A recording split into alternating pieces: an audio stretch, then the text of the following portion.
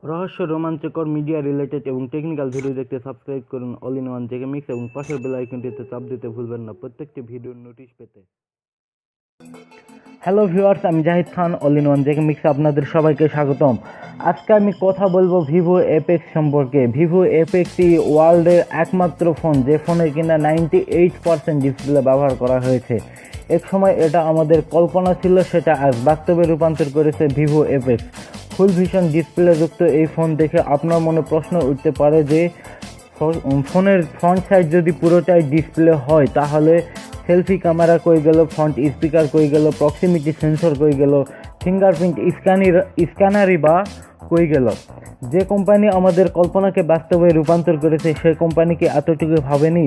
হ্যাঁ, ভেবেছে। Selfie camera আসলে হিডেন অবস্থায় আছে। আপনি যখন ক্যামেরা অ্যাপ ওপেন করে সেলফি মোড করে দেবেন তখন ফোনের সামনের স্তর থেকে অটোমেটিক ক্যামেরা বের হয়ে আসবে এবং আপনি আপনার ইচ্ছা মতো সেলফি উঠাতে পারবেন। এবং প্রক্সিমিটি সেন্সর ডিসপ্লের নিচের অংশ পুরোটাই প্রক্সিমিটি সেন্সর বসানো হয়েছে, যার ফলে আপনি ফোন কানে ধরলে অটোমেটিক ডিসপ্লের আলো অফ হয়ে যাবে।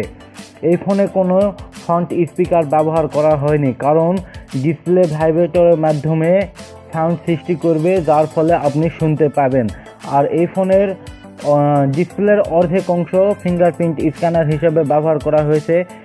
এই ফিঙ্গারপ্রিন্ট যে অংশ ফিঙ্গারপ্রিন্ট স্ক্যানার হিসেবে ডিসপ্লের ব্যবহার করেছে সেই অংশে আপনার ফিঙ্গার রাখলেই অটোমেটিক ফিঙ্গার স্ক্যান হয়ে আপনার ফোনের লক খুলে যাবে। এক কথায় এই ফোনের অধিকাংশ ফাংশন ফিচার এক কথায় ডিসপ্লের মধ্যে লুকানো আছে। তো বন্ধুরা, ফোনটি আপনাদের কাছে কেমন লেগেছে অবশ্যই কমেন্ট করে জানাবেন এবং ভিডিওটি যদি আপনাদের কাছে ভালো লাগে তাহলে অবশ্যই একটা লাইক দিবেন এবং বন্ধুদের কাছে শেয়ার করবেন এবং চ্যানেলটি ভালো লাগলে অবশ্যই সাবস্ক্রাইব করবেন। আল্লাহ হাফেজ।